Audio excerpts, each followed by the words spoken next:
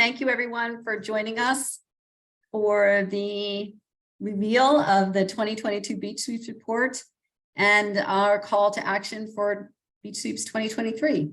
I'm Cindy Ziff. I'm Executive Director of Clean Ocean Action, and we have our stellar crew of Clean Ocean Action here to provide you with different elements of the beach sweeps, different parts and pieces. But I just wanted to start by letting you all know and reminding you that the beach sweep started in 1985 with about 75 people in a small area of Sandy Hook, and it began, a great tradition for decades. I think we started with the idea that we wouldn't have to do beach cleanups for very long, that we would get to the bottom of all the pollution and our beaches would be clean naturally. But that hasn't happened yet, but we've made some progress. Beach sweeps is a very, very it's a great gateway opportunity for people to get involved.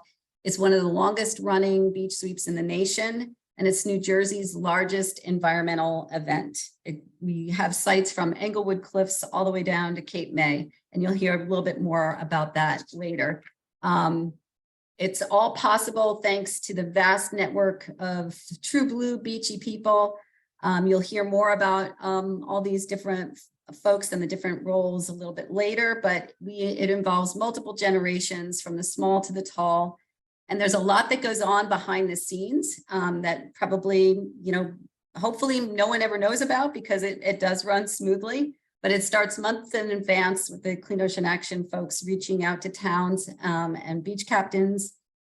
And we then have everyone arrive on the beaches around 9 o'clock on the given day, which we'll talk about in a moment. But recently we've added in a bucket brigade, people bringing in buckets so that we can reduce even further our beach sweeps plastic footprint with the plastic bags.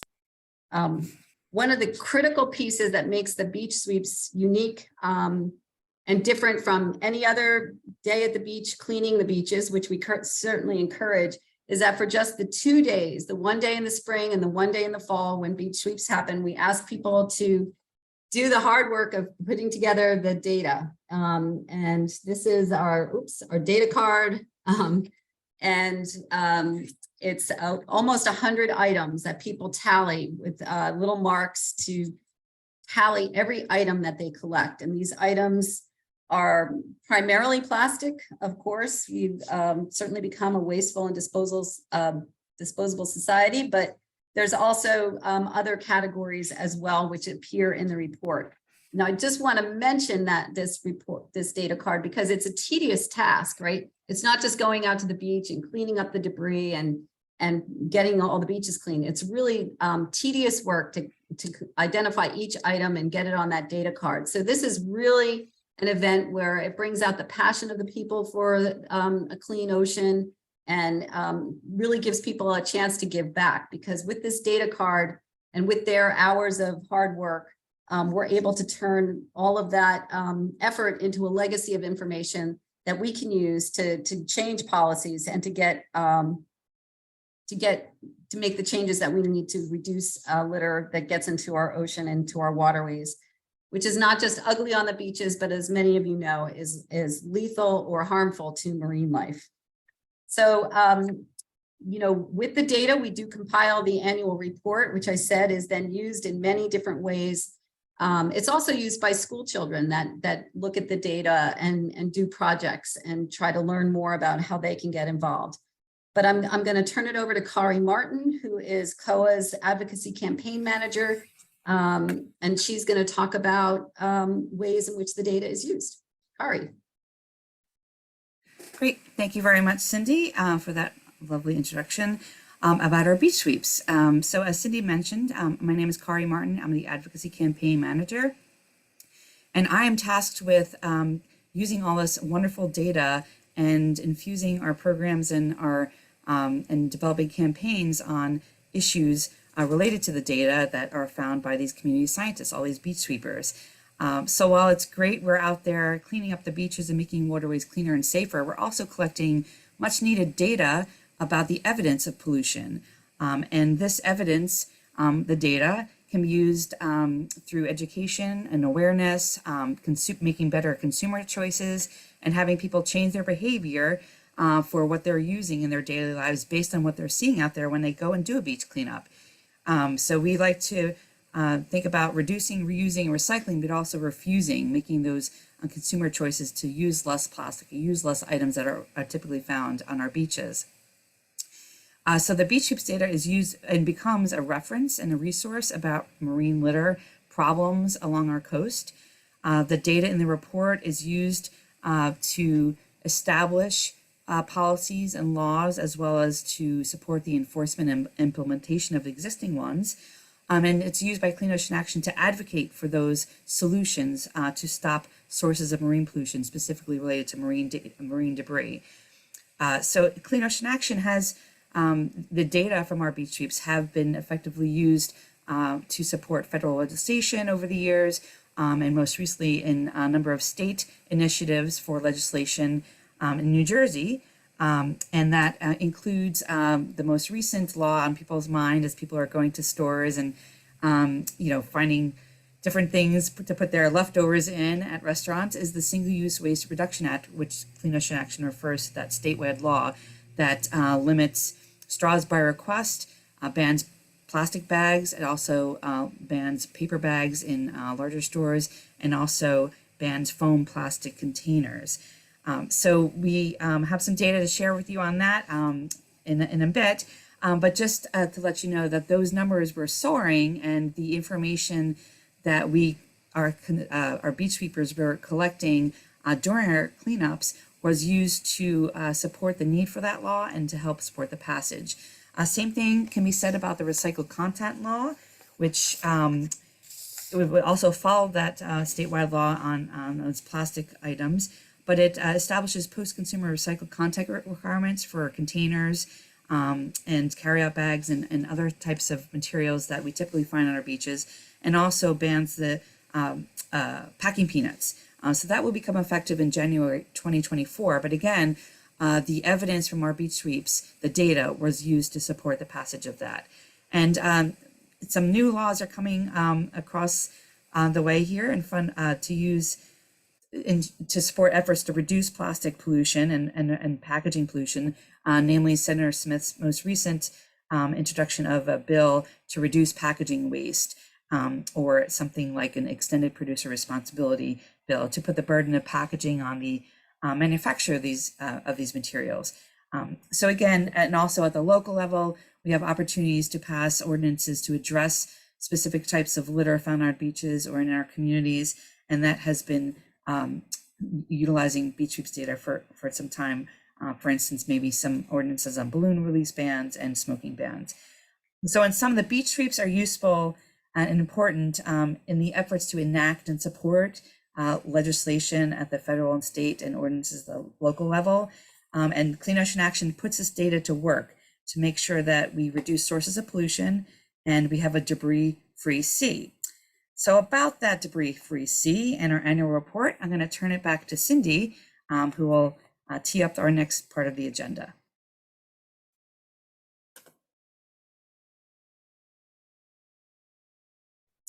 Thanks, Kari. That was great. It really is wonderful to see the data be put to good use, and Senator Smith has certainly led the way there with so many important legislative initiatives. I forgot to mention at the outset that if anyone has any questions, you can post them in the Q&A, and we'll get to them at the end. And then we'll also open it up to additional questions at the end. But if you do have anything, you can pop it in the Q&A section. And as Kari mentioned, we want to make our ocean debris free. And we actually have a new position that Clean Ocean Action established called the Debris Free Sea Coordinator. And we're really thrilled and excited to introduce Kira Cruz, who has joined the staff as our very first Debris Free Sea Coordinator. She has been, she's an avid ocean person. She's been diving all over the world, and we're really thrilled to introduce her today and for her to share the big reveal. We're really excited about the results. Kira? Thank you, Cindy. And a special thank you to everyone attending today as we talk about the data highlights of 2022. Let's get started. In 22, oh, next slide. Sorry, Kari. All right, here we go. In 2022, we had over 370,000 pieces of debris picked up by 8,148 amazing volunteers. Plastic pieces were the #1 item collected, followed by plastic bottle caps and lids. If you take a look at the orange box here on the screen, you will see since 1985, over 8.3 million pieces of debris have been collected, and 166,011 citizens have volunteered nearly 1 million hours. The Single-Use Waste Reduction Act has sparked increased interest in the trends of straws, plastic bags, and foam takeout containers since its passing in May of 2022. Without further ado, let's take a look at the comparisons. Next slide, Kari. Okay, straws, bags, and foam decline. The data shown here reflects how the Single-Use Waste Reduction Act may have had a positive impact since the law was passed. Straws, plastic shopping bags, and foam takeout containers have all decreased over 35% since 2021. This is very, very encouraging to see. And although this specific chart is not in the report, you can find these numbers on page 4. I'll be getting into more details on these items shortly when we discuss the Dirty Dozen. Next slide.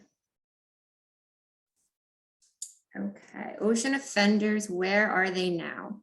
In 2021, the 8 types of litter listed here were added to our data card after becoming increasingly common over the last several beach sweeps.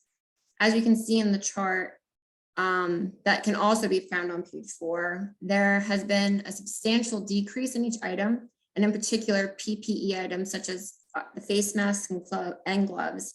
They have significantly decreased as they're not being used as often anymore. Another item to note is plastic food takeout containers. They are on the decline. Many businesses have made the change in using recyclable containers and furthering efforts to reduce single-use waste. Next slide. Here we have the 2022 data percent breakdown by category, which can be found on page 7 in the report. Plastic, including foam, continues to hold the highest percentages. In 2022, as we see listed, the 82.43% of debris consisted of plastic, which includes foam as well. And over the years, the percentages in this category have stayed pretty consistent, ranging from over 81 to over 83%. Next slide. All right, the Dirty Dozen. The Dirty Dozen lists the worst offenders of marine litter, AKA the top 12 most commonly collected items at the beach sweeps. It's amazing to see which items are consistent in the Dirty Dozen. However, with the implementation of the Single-Use Waste Reduction Act in May, we were all curious to see how it would impact the beach sweeps data, and in particular, the Dirty Dozen. As previously stated, the numbers of the 3 items, straws, bags, and foam, had all decreased. We were also curious to see how these 3 items would fare in the ranking. Plastic bags ranked at number 11 in the spring, but by fall, they had fallen to number 17. Overall for the year, they are number 14, which bumps them off the Dirty Dozen list. In short, we are thrilled to see for the first time since 2007, plastic shopping bags have fallen off the Dirty Dozen list. Straws and stirs dropped to number 6 after consistently ranking at number 4 since 2017. As you will note, foam pieces are still on the list at number 5. However, these are miscellaneous pieces, packing peanuts, insulation, and other unknown items. Another Dirty Dozen item to spotlight is plastic caps and rings, which returned to the list at number 11 for the first time in over 10 years. Next slide.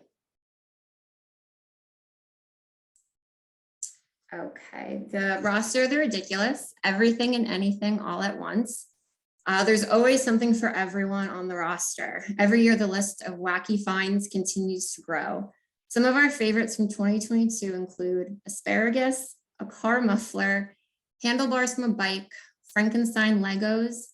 Pictured above is a 3-foot stuffed teddy bear, Canadian coins, an entire birthday party kit, which included invitations, candles, balloons, and a box of cake, believe it or not. A mouse trap, a Roadrunner magnet, a Tyvek bodysuit, a seahorse, pantyhose, a boat bumper, the list goes on. To see more on the Dirty Dozen list and the categories, you can check out page 5 of the annual report. Next slide, please. Okay, that's a wrap for our 2022 data highlights. We'd like to take this time to thank our sponsors from last year for their support with the beach sweeps. And to kick off 2023 beach sweeps, we will turn it back to Cindy. Next slide. Thank you, Kira. That was so exciting. Lots of fun stuff in the report that all of you can take a look at. It's really, really encouraging to see those numbers trending down for the bags and the straws and the foam containers. But 1 year does not make a trend. And so we are really excited to be launching Beach Sweeps 2023, our 38th year. And it is rapidly approaching. But first, I want to thank and highlight our 2023 sponsors. You can see them there. We have some long time supporters. With Wakefern ShopRite has been a supporter for decades, and new to this year is Vantage as a statewide sponsor. So we're really excited about that. And we also have our county sponsors, which you can see, and just wanted to give a point out that the Monte Calvo and Bayshore family of companies, they also provide a container where we put all of the trash out at Sandy Hook, and it's brought back to their facility where it's further separated into recyclable materials. So that's a nice added bonus as well. So without delaying any further, we want to launch our 2023. So I'm going to turn it over to Tony Grote, who's semi-new to the Clean Ocean Action staff. She joined us last year in August as our South Jersey coordinator and got very busy helping to coordinate the fall beach sweep last year. While she is new to our crew, she's not new to the ocean. She's been doing ocean work for many years. And I will turn it over to Tony. Thank you, Cindy, for the introduction. As she mentioned, I am the South Jersey coordinator, and I have had the privilege of working with all of these towns and captains, which I'll talk about a little bit more in a second. But first of all, I want to welcome all of you and any of our followers and readers to attend our beach sweeps on April 1st. So coming up in less than a week and a half now, crazy enough. We do have 2 a year on April 1st this year and October 21st, but as you know, this is focused on our spring sweeps that will be running from 9 a.m. to 12:30, so just the morning on that Saturday of April 1st. We have over 75 locations this year throughout the state, which is incredible, and we are really excited to see a hopefully record number of volunteers show up. As of now, we have about 3,400 volunteers, and hoping to see that number keep climbing. We do ask that volunteers register in advance. That helps us provide correct amount of supplies, as well as document volunteer hours and keep track of all the wonderful work happening on our beaches. So there is a link there on the bottom for you to share to get people to volunteer or register to volunteer in advance for those beach sweep locations. Next slide, Kari.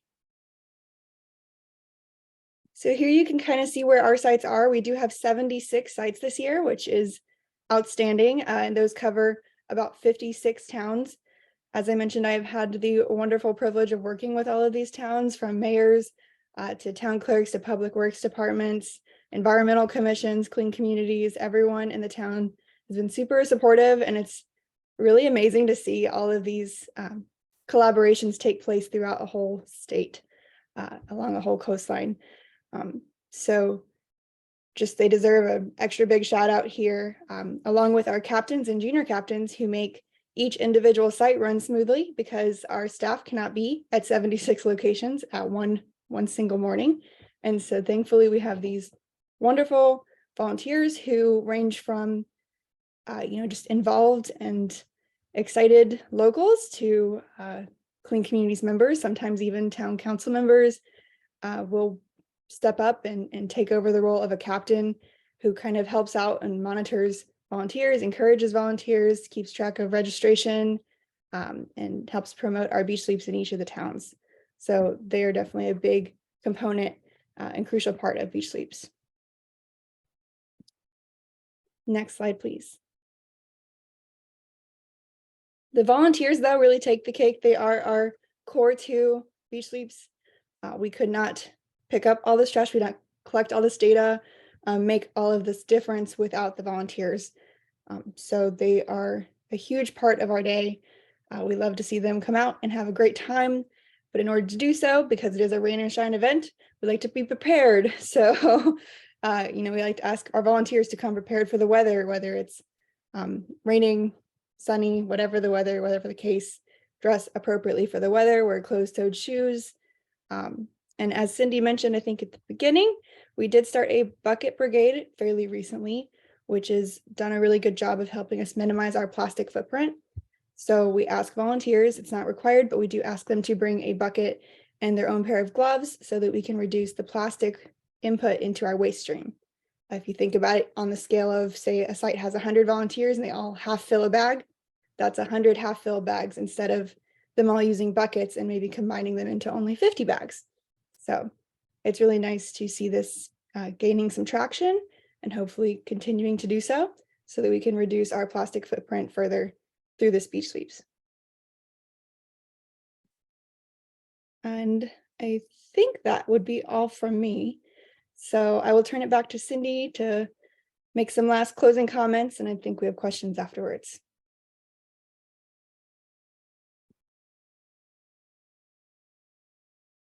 Thank you so much, Tony. That was great. Yeah, it is an incredible community of folks that make the beach sweeps possible. And, as you said, our beach captains, they're the secret sauce. They're the ones that are out there at all the different sites and welcoming all the volunteers and providing them the guidance and the data cards and the pencils and making it all happen. So it really has evolved over the last 38 years. But one thing that stands true blue, and that is the commitment of so many people, hundreds, thousands of people behind the scenes and out in front, making the day possible. So without, I guess we'll turn it over to Kari for the questions and answers, and well, for the questions anyway, and see if anyone has any. Thank you, Cindy. So I am tasked with looking at who has the questions from the attendees. If you have a question, you could type it in the Q&A option, which is at the bottom of your screen. Or if you are unable to type at the moment, if you're driving, you're not at a computer, or having phone issues, we can promote you to speak. If you raise your hand, I could see that icon here. If you would like to ask a question, please raise your hand, and I can allow you to unmute. I have one question here. Can you elaborate more on the legislative efforts pertaining to the balloon pollution? Where does that stand? That's great. Thank you, Jacqueline. I'll take that. And Cindy, if you want to, add anything, that's fine. So Clean Ocean Action has developed a model ordinance to address, to ban the release of balloons and also control them. As we know, especially in the event season, people leave them outside, tethered to things, tied to things, and leave them unattended. And oftentimes those balloons get released accidentally or while they're unattended. So we have a model ordinance that towns can use, and also a model bill that we would like our building support for from citizens, but also and towns, but also from for elected officials. We would like to see this model bill be the strongest to address balloon pollution, because as you could see in the data in our report, you could see the changes over time in the large amounts of balloons, whether mylar or latex balloons that are found on our beaches with and without string. Cindy, do you want anything add to that? Thank you, Kari. That was great. I would just add that we're searching for a sponsor. Honestly, we'd love to have someone sponsor this bill, and it's a broad reaching bill. we really want to emphasize to people that balloons are inside toys unless you're going to be really monitoring them. I mean, we have parties outside and the balloons get tossed around by the wind and they do become untied and then they blow in the wind and get off. And they're not only very harmful to marine life, I think they're the #3 most lethal marine debris item, but they also get tangled up in the wires, in electrical wires, and cause power outages. It's a very significant problem. And, so we really need to change the public awareness about balloons. They're beautiful, they're fun, but they're inside toys, or they're things to be very careful with. And they might look pretty going up to some people, but they're actually littering. It's just going up before it comes down. So we really do need to get some strong legislation in place and to also help change public awareness. So we are looking for a sponsor of that bill. And then, as Kari said, there's lots of towns that are passing ordinances, and hopefully that can lead to statewide legislation as well. Thanks, Nate. The next question we have, what changes have you seen to the ocean caused by climate change? Also, is there a connection between the plastic and climate change? Yes. Should I take a... Go ahead. Kari, and then Kari, you can add if you want. Yes, no, thank you for bringing that up. Plastic is definitely connected to climate change, as it is a product of fossil fuels. So, the use of plastic has been skyrocketing, and it is, allowing us to, or encouraging the use of fossil fuels that results then in, additional climate change. So people reducing the amount of plastics that they use are actually taking a bite out of climate change as well. And, in terms of what we're seeing in climate change of the ocean, just in general, of course, there's sea level rise, ocean acidification, ocean warming. These are very significant threats to the ocean. And as Clean Ocean Action likes to promote, the single fastest, cheapest, easiest way to get to reduce climate change is to reduce our use of energy and any kind of fossil fuel across the board, whether it's reducing plastic, whether it's reducing energy waste, whether it's reducing your energy use. It's all about reduction. That's the fastest, cheapest, easiest, safest way to reduce climate change and to really get those greenhouse gas emissions down, is to start reducing the use.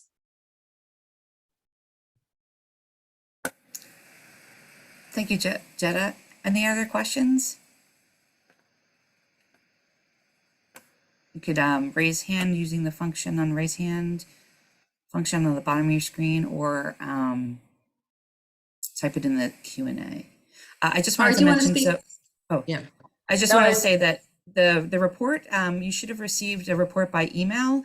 If you have not, please let us know, but we will, if it's not already on there, we'll be posting it right on our homepage of our website, along with the press release that we're just putting the finishing touches on. We'll send that to you directly after our press conference within a few minutes. Any other questions? Was there anything from the panelists that you wanted to add as a follow-up? And we'll be placing this recording as well on our YouTube channel. So shortly after the conference, if you'd like to come back, and we can also make the PowerPoint available.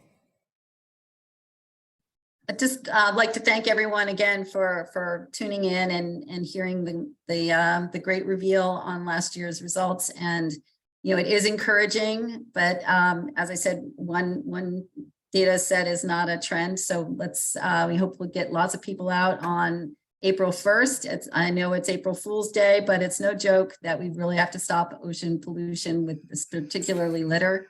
And thanks so much again for joining in.